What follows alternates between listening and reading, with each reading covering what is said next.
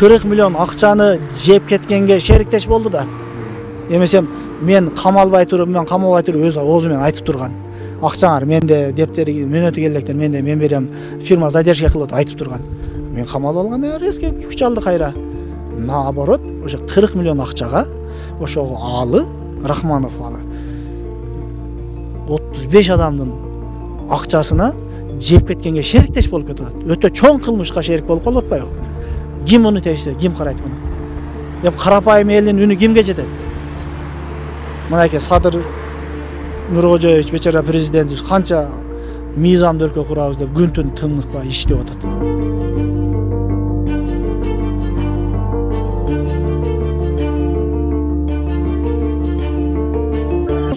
Мисалы үчүн мен үйүм эмеде турат, мисалы үчүн залогто. Үйдө залогто турат. Выселениеде турат азырчы. Жок, Орозгүл деген жок. Ашимовлардын үй бүлөсү 40 миллион акчага алдап кетип турат. 35 адамдын 40 миллион акчасына жабыркап турабыз. Биздин кайрылуубуз ошол 35 адамга жардамыңарды суранып кайрылып жатабыз. Ассаламу алейкум, урматтуу кыргыз элим. Жана Садыр Жапарович биздин ажообуз, жана Камчыбек Кыдыршаевич. Биздин кайрылуубуздун себеби төмөндөгүчө. Биз Жалал Абад облусунун тургундары болобуз. Мен Нокен району Момбеков айыл өкмөтүнөн. Мен жанында турган жарандар Жалал Абад облусунун Сузак районунун тургундары болот. Биз алдамчылыкка туш келип калдык. Бизди Кара Суу районунун Араван айыл өкмөтүнө караштуу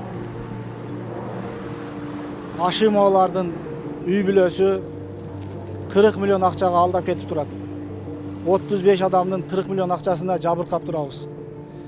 Биздин кайрылуубуз ошол 35 адамга жардамыңарды суранып кайрылып жатабыз.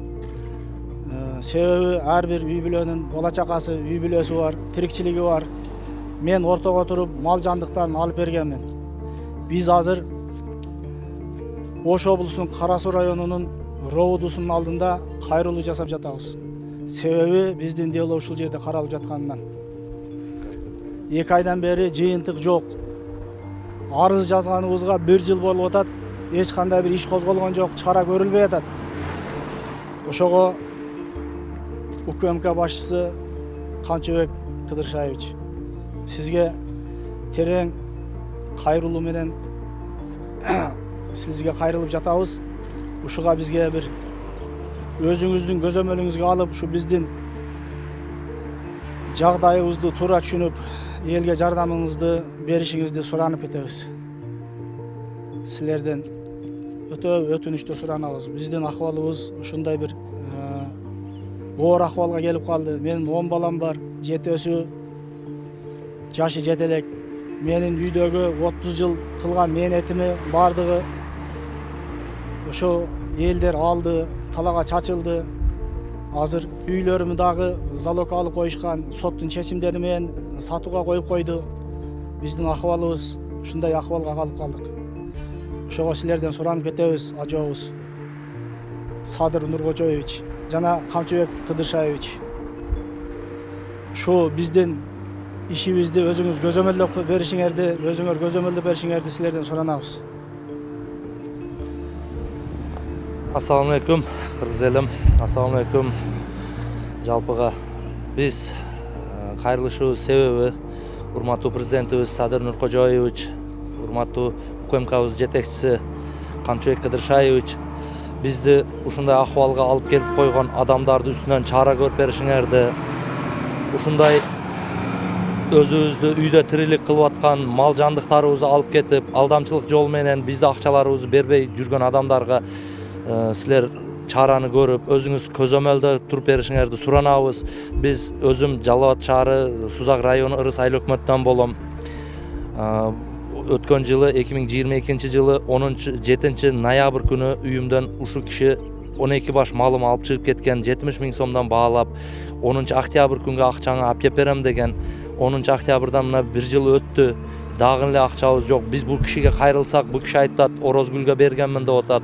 Орозгүл бу жерде тергөөгө келип атабыз. Men özüm 4-cü jolu gelişim bu yerge. 4 jolu gelsek daha hiç kanday rezultat yok. Bir gün biz yok kezibizde betleşүүгө келбеди деп bizdi betibizge ушуну салып атат bu tergөөчүлөр. Ушунун 4 жолу келдик, hiç kanday результат жок. Ушуга bir özüңөр көзөмөлгө алып, ушу ишибизди аягына чыгарып бергенге өтүнүп суранабыз силерден, жардам бериңиздерчи. Рахмат силерге. Assalamu alaykum, Kırgız elim, Kırgız komşulduğu. Jana bizdin ajobuz Sadır Japarov, jana UKMK төрагасы Камчыбек Кыдыршаевич. Менин атым Алтынбек Мамасаидов Мырза Махмудович. Жалал Абад облусунун Нокен районунун Момбеков айыл өкмөтүнүн тургуну болом.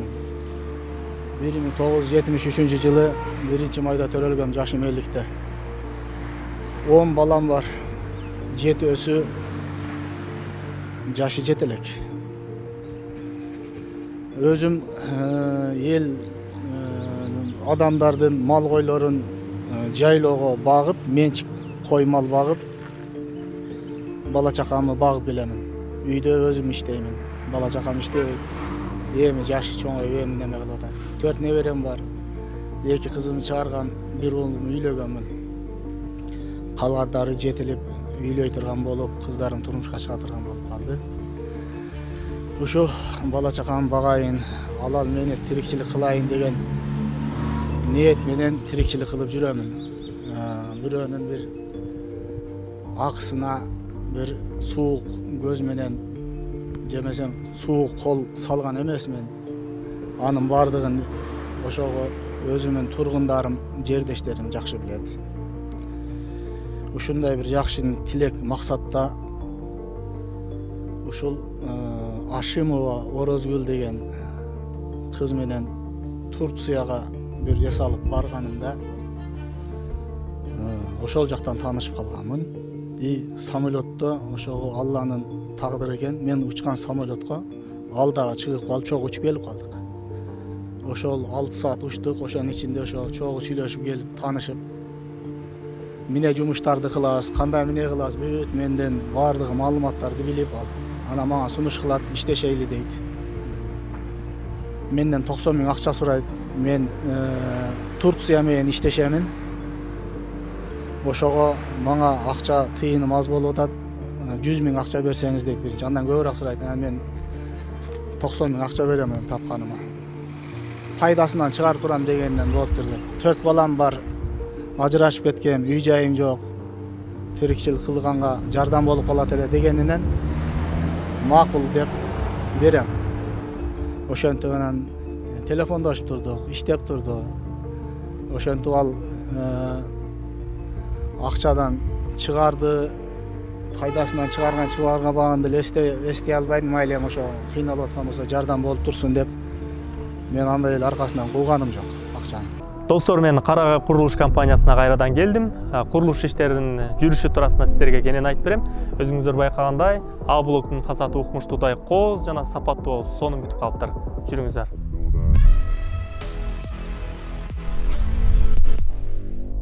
Курулуштун Б блогунда кыш коюу иштери бүтүп, жакында фасад иштери башталат. Ал эми В блогунда болсо монолит иштери толугу менен бүттү. Ал эми Г блогунда котлован казуу иштери аяктап калды.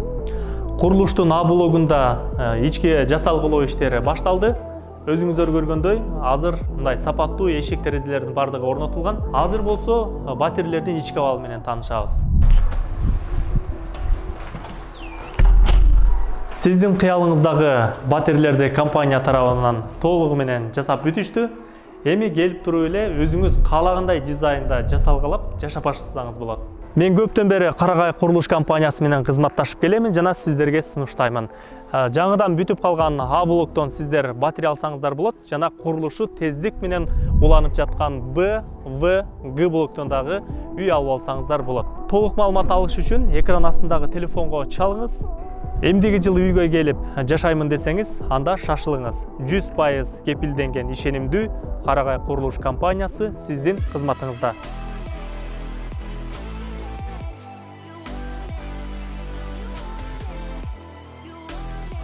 Мындай адамдар менен мамилем түз болуп, туура-туура иштешип, өз убагында кылган мамилем өз убагында кылып жүргөнүм себебинен ал адамдар менен ишеничи бар эле да мага.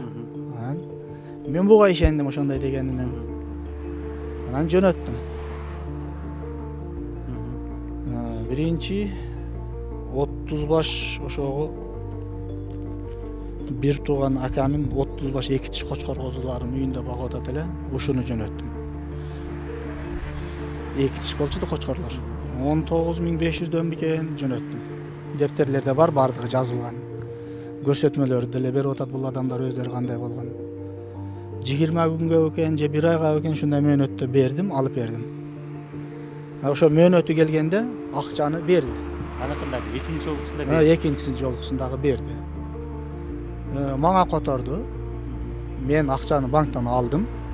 Барып Алшериканын колуна бердим эсептеп.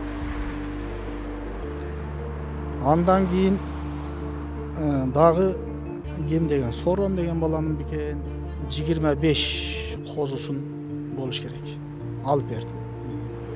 Аны дагы ошондой 1 айбы же 20 күн бекен мөөнөткө алып бердим. Ал адамдар өздөрү көрсөтмөсүн берип атат. Анын дагы ошо мөөнөтү келгенде акчасын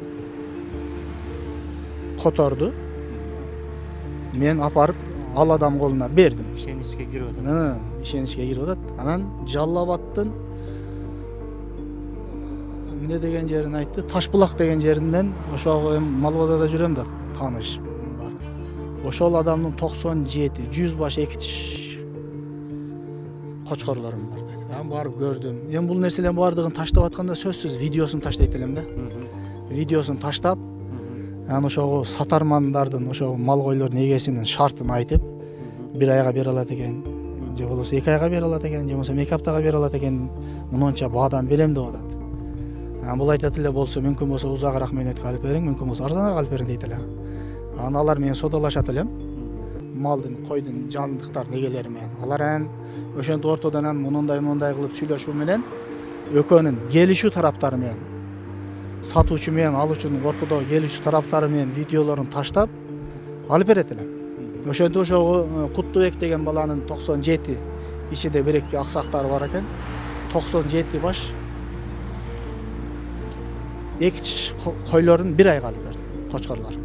1 айдан кийин акчасынын жартылайын банк аркылуу мага которду, жартылайын өз колу менен апарып ошол адамдарга берди. Ошентип ошол эле Ташбулактык, Жалал Абад облусунун Ташбулак деген ошо тургундарынын Мыктыбек деген айылдаш кошунасынын 36 баш куда ошондой эле эки тиш кочкорлору чыкты. Аны да куда ошондой таризде.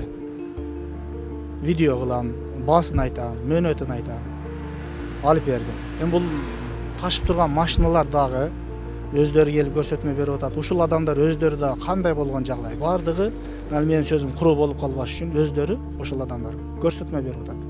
Кайсы жол менен акчаларын алган. Мен колуман алган, бул акчаны которот. Ашыма Орозгөл, Кемел иниси, Азизбек инилери которот. Мага которот, мен акчаны банктан алам, алардын колуна берем. Ошондой болуп, ишенимге кирип, иш болуп турду. Кийин ошо Сорон деген баланын 100 козусун алып бердим, куда ошондой таризде.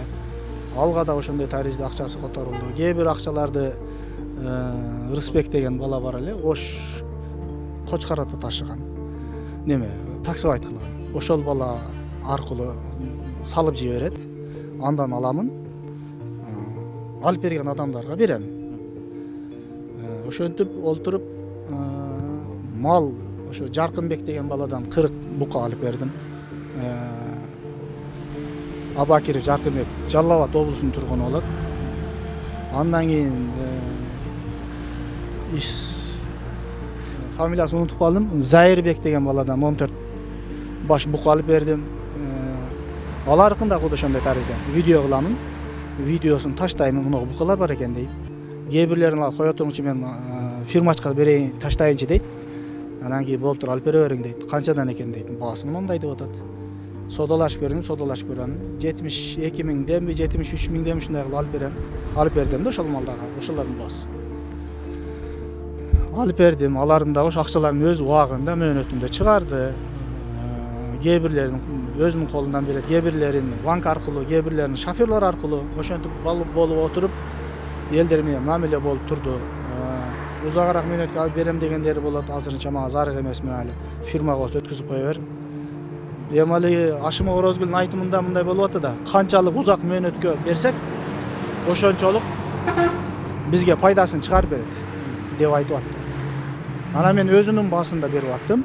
Себеби ал мындай деген, ошол фирмадан чыккан акчанын пайдасын экөөбүз билебиз деп айткан. Макул деп ошого аны мен айткан сөздөрдүн баардыгын көрсөтмөдө дагы бар. Ошол адамдар менен мамиле кылгандарым, адамдардын өздөрүнүн да көрсөтмөлөрү бар. Ташып апарып чүрүктүргөн адамдардын да көрсөтмөсү бар. Баардыгы толук көрсөтмө менен болуп атат. Ошентип олтуруп анан менин эсебимде бир 33 же 35 миллион так дептерде бар жазуулар. Акча элдерге малдар алынып, элдерге берилди. Ошо 33-35 миллиондун арасында 10 миллиондук квитанция мага которулган, менин колуман алган. Мага которот, менин колуман алган. Калганы кээ бирлерин өзү прямой которгон ошол адамдарга. Кээ бирлерин шоферлор аркылуу, такси же болбосо мал апарып жүргөн ошентип олтуруп 19 же 18 миллион сомдук акча берилген. Ушул аркылуу, менин колум аркылуу берилген. Алиги таксиден берип жүргендер болот. Алтын аканы тааныбайт элем. Орозгүлдү тааныйм. Орозгүл менен бир үкөбүз карыз болуп калганда, ошонун карызын бергени келген элек. Машинамы өткөрүп башка болуп кичине мамиле болуп калып, андан кийин алар менден акча алып, өгүз беребиз, кой келет деп, ошондой бир мамиле болуп калган. Тияктан Казакстандан келет, Жалал Абадтан келет, өгүздөр, койлор деп акча период алып, азыр күнгө почти 4 миллион акчаны берип жүрөт да Орозгүл. Эмеси буларга алтын акаларга наоборот, Даминжанда акча, Даминжанга май сатканбыз, вариантка сатканбыз, мындай сатканбыз деп буларга наоборот шылдоо кылып айтып жүрөт экен да. Менден акчаны алган, булардан өгүздү алган, экөө ортодо жоголуп кеткен да. Андан кийин бир жолу кой алып келебиз, наличка алып келебиз, период акчасын берип алып келебиз деп барып, бүргөн жакка барып, кайра келдик. Дагы эле ошол кезде да алып келе албадык да койдучу. Козгочорлор болуш керек да. Эми ким билет дейсиз, Алтын ака мындай эле тааныбайм да, өзү билбейт элем да, ким ал, эмне ал, кандай камалып калгандан кийин, мына процесстер башталып кеткенден кийин, андан кийин ал менен сүйлөшүп калдык да. Алтын ого чейин мен билбейт элем Алтын аканы. Сиз эми 4 миллион үйдүн акчасы бар. Мындай да. Ошого чейин бир кур көргөндө аны кайрылып Ооба. Ал сумма мындай болду. Мындай эле жөн эле акча берилип койгон жок. Ал жерде темир бергенбиз. Бир досумдан темир алып акча жетпей калганда, срочно өгүздөр келип калды, границадан өтүп калды. Акча кылыш керек, Казакстандык ал элдерге бериш керек деди да. Ошондо акча болбой, досум темирлерин берип бергенбиз. Фактору бар. Андан кийин бир башка маселелер бар. Акча наличка берген адамдар бар. Но бирок бир жыл болду да, өткөн жылы март айында заявление жазган элек да, ошондой иш болду деп. Но бирок ошого чейин карай элек да биздин маселечи, бизди көйгөй чечиле элек. Ооба, мен отдельно жазгам, алтын Араванга жазгам. Ооба, мен Аравандыкмын. Араванга жазгам, Аравандан кийин ал биздин дело кара суга период болуп кетти деди. Андан кийин кара сууда билбейм эмне болду, дагы эле возобновить кылып ошондой кылып жүрөбүз да. Но бирок бир жылдан бери карай элек да. Чечилбей атат бизди көйгөй. Ал спокойно көчөдө эле жүрөт. Бuyakta элдерди какчатып коюп. Ошондой анан булардан өгүздөрдү да мен мага основной. Ооба, өгүздөрдү алып келип, билбейм, уларды айтым бойда бизде мынчадан алган деген, но бирок биздин тетреттарда назатына саткандай да, фактор бар. Арзаныраак кылып сатып, срочно акча кылгандай да. Ошондой кылып сатып, улардан кыйммат алып, бизге арзан сатып, мынаны сатып бериң, мынаны мындай кылып бериң деп. Өзбекстанга барып Жок, анысын билбейм менчи. Алаларын билбейм. Көп маселелер болгон да. Почти бир 2 ай эме кылып жүргөнбүз, чогуу жүргөнбүз. Көп маселелер болгон, но бирок просто факт эме да. Мошенничество болуп калган да. акчаларды бербей коюшту. Эми чечилип калса жакшы болот эле. Элдер какшап кетти да. Не дейт элек? Сизден башка бири жалгамчы бар эле Мараванда? Араванда жок, мен просто ортодо туруп акча алып берип койгом да, кредит алганмын, башка калганмын, ошондой Араванда бирөө менен беттешилген жок, бир жабырланыш жок. Мен жөн эле мен өзүм ортодо туруп калганмын да аны. Бирөө темирин алып бергем, алар мен төлөп бердим да. Айла жоктуктан. Мансуров Дамиржан Рахматуллович. Бүгүнкү топтооңуздар деп неме айтканбыз сизге, тергөөчү? Бүгүнкүгө биз четверг күндөрү, среда күндөрү келишкенбиз. 3төн кийинки депчи. Анан менин көзүмчө тиги айтып аткан Орозгүл деген адвокаттан чалып дайындаган. Тиги Орозгүл өзү телефон көтөрбөйт экен. Эми тергөөчү айтышпачы да. Менин көзүмчө бирок чалган. Базар күнү бүгүн 3төн кийинки беттештирүү дайындап айт деген да. Жок, тигин адвокатына. Мен Бишкекке учуп кеткенмин жума күнү. Бүгүн Бишкектен түшүп келдим мен. Бүгүн түшүп келип эле мына сакал муртум бар, мына билеттерим. Туура ушул жака келдим азырча. Келсе, булар чогулуп турган экен. Булар мен бир аз мен деле кайым айтчу болуп кетти. Мен түшүнүшпөй булар мененче. Анан тергөөчүнү кирип ичкерде сурасам, делону тапшырыптыр. Талгат бүгүн жоопту экен тергөөчүлөрдөн. Ошол тапшырыптыр дагы. Анан тиге байланышса, бирок жолдо келатканда айткан. Деген адвокат алып айтат алмазыка депчи. Ким? Тергөөчү. Мен самолетке келатып эле чалдым да. Ана мен кайра Алтынбек ажыга айттым. Сага, ана тергөөчү ушунда бүгүн дагы албай калыптыр, телефон иштебей калыптыр дедим. Орозгүл адвокат дедим а. Ал бул айтты, бул жолдомун деди да. Антип эле булар келип калды. Телефон өчүп экен. Тергөөчүм чыгып кетти. Биз эми сиздин айтууңуз боюнча келдик да. Базар күнү 3төн кийин беттешүү кыла турган болду. Тергөөчү деп сиз тергөөчү маалымат берди дедиңиз. Ошо боюнча мен балдарга маалыматты бердим. Базар күнү 3төн кийин беттешүү кылат экен деди.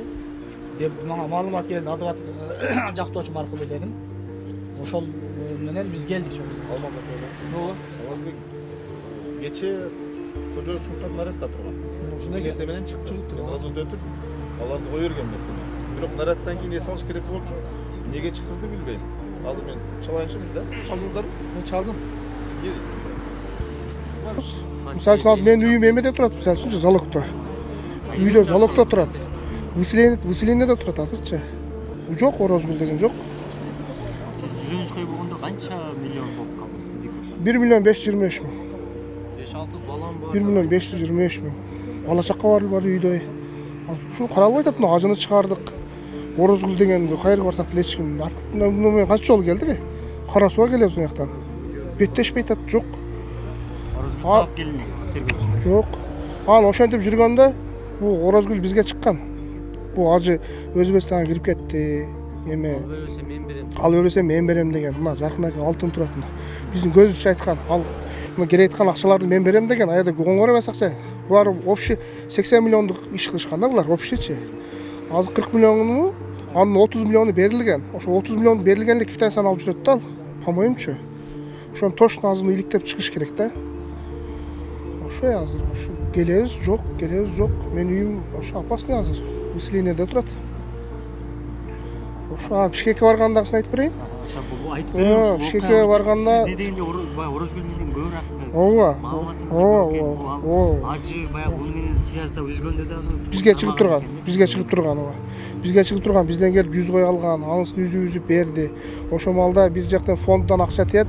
Ажы Өзбекстанга кирип кетти. Анан мына деп алдап турган. Кийин Бишкекке барганда ажыга жолуктурабыз деп ошол жерде Бишкекте Белес деген кафеде чай ичип отурганбыз. Жаркын айка алтын болду мына биз үчөөбүз.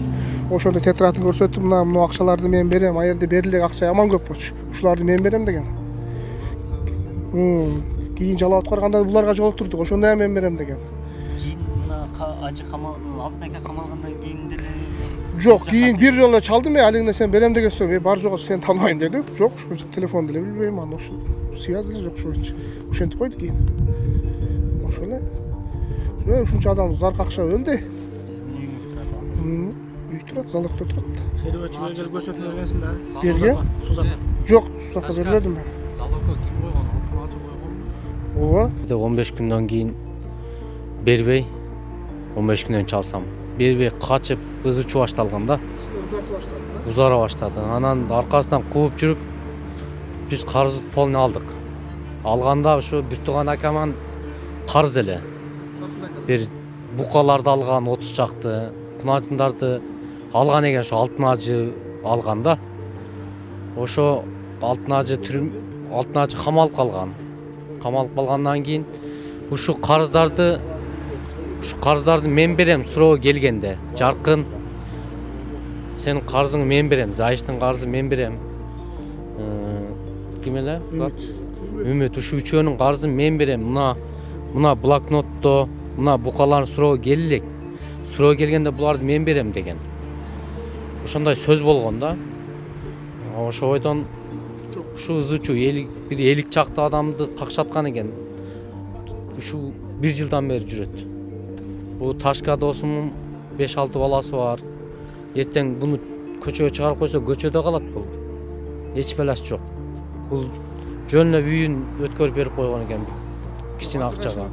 Алтын ажыга шен. Алганы бир 20-30 миң акча экен. Алды эле берген. Анда эле бербептир. Алдаган да буларды, алдаган. Өзү ошо тергөөдө бир дагы жол бир орозгүлүндай немесин көрдүңүзбү? Келип жүрүп Жок, Орозгүл менен жүрдүм мен. Орозгүлдү көрдүк, ошо карызымы алганга чейин жүрдүм да Орозгүлдү көрүп эле. Алдым ушу бир тууган акам ар кимден бирөөлөрдүн малдарын алып берген да, бул деле өзүнүн малы эмес. Бунун үйүнө келип атат элдер какшанып. Булам өзү ооруй зорго кеме кылып атат деп кыйнады да, кыскасы.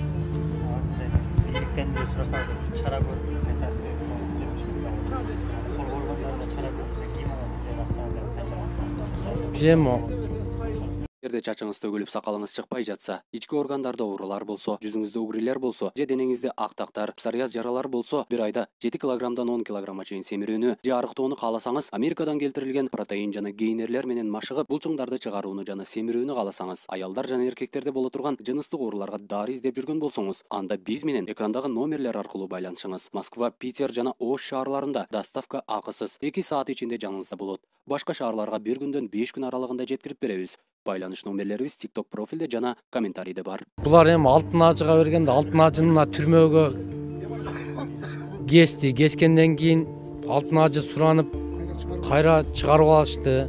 Ушу өндүрүп берем, Орозгүл мени алдады деди. Орозгүл алдап түшүнгөн эмес да, бияка көргөндөн кийин акча биякта дагы жүрүштү. Орозгүл алдап кетти деп алтын ажы чыгып атат. Элдер алтын ажы менен келип атат. Эми алтын ажыдан алат да алар, Орозгүлдөн албайт да эми. Алтын ажы чуркаш керек да. Алып койду. Уже сот четим чыгарып коюптур, виселет кылып. Бир адамдын ошо өзүм жердеш ошол жерде 90 коюн алып бердим эле. Алынга сот уже чечим чыгарып коюптур. А мыйзамда мындай келгенде сот процедура чечим чыгара электен мурда бул нерселерди өз башымча кылып чыгарып бербеш керек экен. Булан баскынчылыкка жатат экен. Мал коюму үйдө кородо жылкы мал коюмун талап кетти, эл алып кетип калды, алып кетип калды. Балдарым али үркүтүп коркуп алып кетип калат экен адамдар. Эми ошого менин ошого 53 кой, 2 жылкымы, 1 малымы, ушулардын бардыгын келе турган мөөнөтү 15 декабрь неме, январь эле да. 15 январдан 2024-түн. А мен мөөнөттөрү келе эле акчаларымдан бардыгын мен бергенмин деп эле колундагы квитанцияларды көрсөтүп эле жүрөт. Квитанцияны тактап эле номерлер бар да. Квитанцияны тактап чыксак, бир квитанцияны 4 жолу да каттап салган жерлери бар. А судак ровду ошону текшерип эле печат баса берген. Немесе тергөөсүчү. Мен бармын да, судак тергөөнүн печаттары турат. Катталган. А ошогуну бир жолу же 2 жолу алиги немелерин текшерген эмес да, кайра бергендер. Ошол квитанцияларды эмне болгон, кандай адамдар менен иштешкенсин, кыймалар, ошол баягы айтып өтүп кеттим го башта. Ошону тергөө жүргүзбөй койду да. Бул жерде ham ошондой болуп атат. Эми али мен өзүм чыгып алганымдын себебинен ошол адамдарды өзүм алып келип атам. Тергөөнү суранып атамын, ошо жака бар деп. Эми кээ бир адамдар жолугат, кээ бир адамдар эми мен корком анда ишке аралаштырбай эле коюңчу. Сиз менен биздин мамилебиз бүттү го. Мен сизге коймал бердим, акчасын алып болдум го, болду да дейт экен. Анан аларга айтам түшүндүрүп, ошо сага берилген акчалар, которулган акчаларды тиги тарап мына акчаны бергенмин деп жалган жашык толтура токойду жалган жашыктарды айтып жүрөт. Ошого сен де мага ошо жүргөнүнө, туура жүргөнүнө сен де ошо жардам болот десең кээ бир түшүнөт, кээ бир түшүнбөйт. Ушундай иш менен келатабыз. Элдин баары ызылдап, жабыркап турат. Ошо азыр эми соңку бир кайрылуу жасап болчу президентте. Ушундай укук коргоо органдары башыңыздан өткөрүпсүз, сотту да өткөрүпсүз. Кандай бааладыңыз? Урматтуу Садыр Нуркожоевич жана Кадыр Камчыбек Кыдыршаевич. Мен мынакей 1 жыл ошо СИЗОдо отурдум, Оштун СИЗОсунда. Канча деген карапайым элдин балдары ыйлактап отурат ошол жерде. Баягы Медер Алиев деген бир депутат айтты да, баягы педофилияга өлүм жазасын бергиле дегенде, чыгарайлы деген мыйзам долбоорун иштеп чыгабыз дегенде.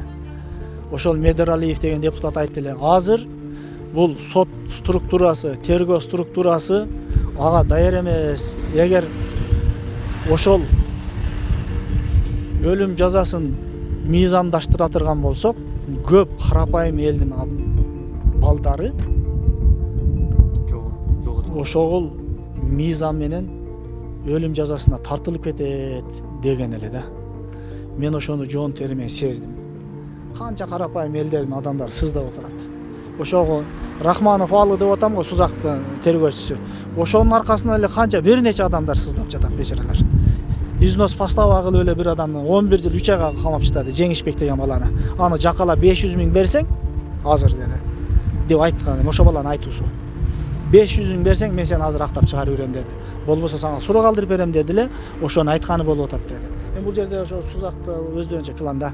Просто Камчыбек Ташиев бечара ден соолугуна карабастан ушунча аракет кылып атат. Мыйзамдуу өлкө курабыз деп. Абдымажит Үмүт дегендин 49 баш букасын алтын ажыга алып бергенбиз. Андан кийин Зулум Фархат дегендин 15 букасын алып бергенбиз алтын ажыга. Ал булар жок болуп кетет арадан. Арадан жок болгондон кийин биз алтын ажыны үйгө барсак, алтын ажынын аялы телефон чалып Орозгүлгө Зулум Фархатка карматып коет. Аны сөөгө урушуп, аны алтын Фархат деген мага телефонду бергенде мени менен бакырышат. Мен бул Орозгүлдүн өңү түсүндө көргөн эмесмин.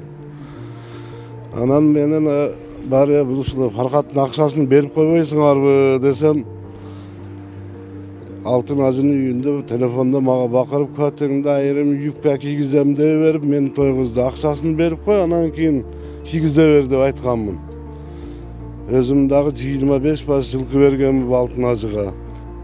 Ошолордун да баардык акчасын ала элекмин. Бул дагы мени мага башка жалган көргөзмө көрсөтүп коюптур. 1 миллион 800 миң акча бергенмин деп. Ал кайсы жерде берген билбейм. Орозгүл. Шуну эми жогорудагылар караштырып биздин элдин акчасын өндүрүп берсе жакшы болот эле. Бир тараптуу караганын үстүнөн менин адвокатым Мат Мусаев, Алмаз деген адвокатым, бир нече жолу, 2 жолу прокуратурага тергөөчүнүн үстүнөн даттануу жазды. Тергөөнү алмаштырып бергиле, тергөөчүнү бир тараптуу карап атат, мыйзам бузуулар болуп атат деп. Но өзү карай турган болду, эми мыйзамды карай турган болду. Биз эскертүү бердик деп коюп атты прокуратура. Ал жөнүндө бүт кагаздар бар, башка бар. Эми айта берсем көп. Алиги азыр иш кандай каралып атат анан? Чаңгалга түшүп калдым да. Сузак роодусунун чаңгалына түшүп калдым. Ал жерде паккас тескери карап чыктады. Анга Кудай берди. Мыйзам иштебей койду. Кайра аны күч алып алды. Акча менен, али эми 40 миллион акча колунда да. Тергөөчүгө берет, башкага берет. Ошол жерде беттешүү болгондо, ошол жерде эл чогулуп, ошогул акчаңар менде дептерди ачып, мөөнөтү келелектер 20 декабрда Медер деген баланын 18 жылкысын жаркын ортого түшүп мага алып берген, мен тиге алып берген, через видео бардыгын. Анан алиги бала ошол жерде суроо берди. Өткөндө жолукканыбызда ошо Алынын кабинетинде отурган жерде. Ашым Орозгүлгө суроо берип атат. Өткөндө жолукканыбызда сиздин акчаңыз менде 20 декабрда жылкыларыңыздын акчасы мөөнөтү келет 1 миллион 400 миң акчаңыз менде деп айтпадың беле деп атат. Орозгүлгө ошого Медер деген жигит. Десе ашым Орозгүл алыгы жерден тергөө жүрүп атат го, тергөө чечет деп силкинип калганып сөгүнүп чыгып кетет. Тергөөчү реакция кылбады, индебей жалдыраган бойдон калды. Барды калып, ошо бойдон эле нерсе дым калып кетти. Алиги адам келип же көрсөтмө бербеди. Бирок кызык жери, ошого мөөнөтү кел элек 1 миллион 400 миң 18 жылкыны Жаркын алып берген да. Жаркын арызга мага кошуп жазып атат. Үмүттүн дагы ошо 15 декабрда ошо жылкыларынан алып бердим эле. Жылкылар мөөнөтү келиш керек эле, аны да кошуп жазып атат. Ага дагы ошо менин колума кишен салдым, камалгарым менен Орозгүл беттешүүгө келгенде 1 миллион 800 миң акчаны Үмүттүн өкүл атасы Рустам деген бала бар. Ошого бергенмин Оштун круговойунан деп атат. Алтын жөнөткөн деп атат.